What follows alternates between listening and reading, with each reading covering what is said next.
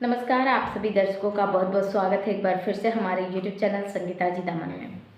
दोस्तों, लोकसभा चुनाव को लेकर जिस तरह से सभी दलों में राजनीतिक तैयारियां चल रही है, जी हाँ दोस्तों, लोकसभा चुनाव को लेकर महज कुछ ही दिन रह गए हैं और एक बार फिर से उत्तर प्रदेश की राजनीति में समाजवादी पार्टी में स्वामी प्रसाद मौर्य का ज़बरदस्त विरोध हो रहा है।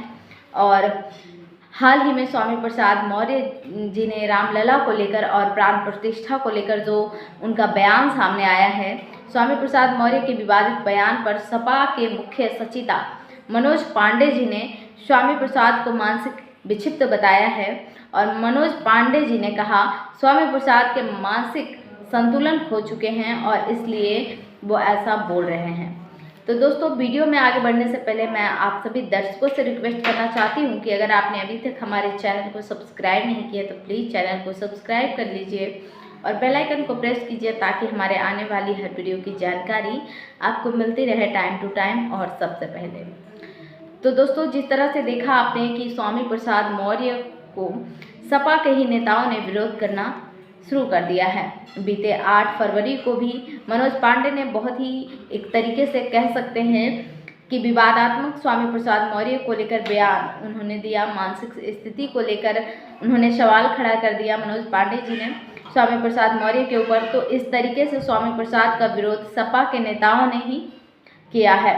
और इतना ही नहीं दोस्तों, दिसंबर 2023 को सपा सांसद डिम्पल यादव जी ने अपने बयान में कहा कि स्वामी प्रसाद मौर्य के बयानों को लेकर शुरू से ही राष्ट्रीय अध्यक्ष जी ने कहा ये कि उनके अपने खुद के विचार हैं, समाजवादी पार्टी के विचार नहीं हैं और समाजवादी पार्टी उनके विचारों का समर्थन किसी भी रूप में नहीं करती है।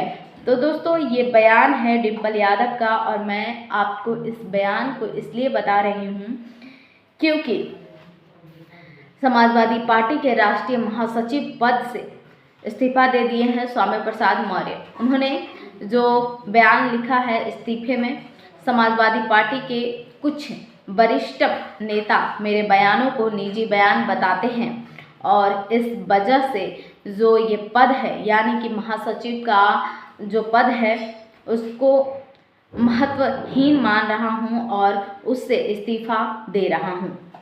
और ये इस्तीफा उन्होंने सीधे तौर पर अखिलेश यादव को अपने एक्स पर पोस्ट करते हुए दे दिया, यानी कि सोशल मीडिया पर ही दिया। तो दोस्तों, मेरा मानना है कि स्वामी प्रसाद मौर्य जिस तरह से दलित पिछड़ों के पक्ष में निष्पक्ष होकर बात रखते हैं, निडर निर्भीक होकर बात रखते हैं, तो स्वामी प्रसाद मौर्य का निर्णय पीडीए के लिए है और पीडीए को ऐसे ही नेता की ज़रूरत है। जब तक स्वामी प्रसाद जी बिना डरे अपनी बात इसी तरह से करते रहेंगे, पूरा पीडीए समाज उनके साथ रहेगा, पूरा दलित पिछड़ा शोषित समुदाय उनके साथ रहेगा। क्योंकि दोस्तों, ये कुछ लोगों का पाखंडवाद फैलाया हुआ जाल है।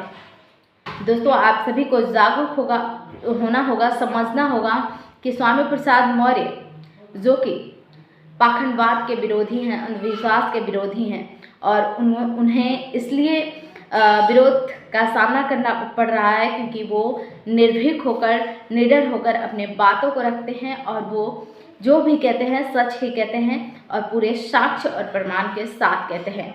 मेरा मानना यही है कि स्वामी प्रसाद मौर्य पीडीए के नेता हैं और पीडीए को इसी तरह की नेता की ज़रूरत है, इनके ही तरह की नेता की ज़रूरत है, ना कि कोई चापलूस और बिना पेंदिए की लोटा जिस तरह से होता है कि जब बिना पेंदिया जिस तरह से रहता है कि कभी इधर लुढ़क जाता है तो कभी इधर लुढ़क जाता है। तो दोस्तों, ये एक तरह से दलित शोषित पिछड़ों के साथ एक मजाक है और उनका शोषण है।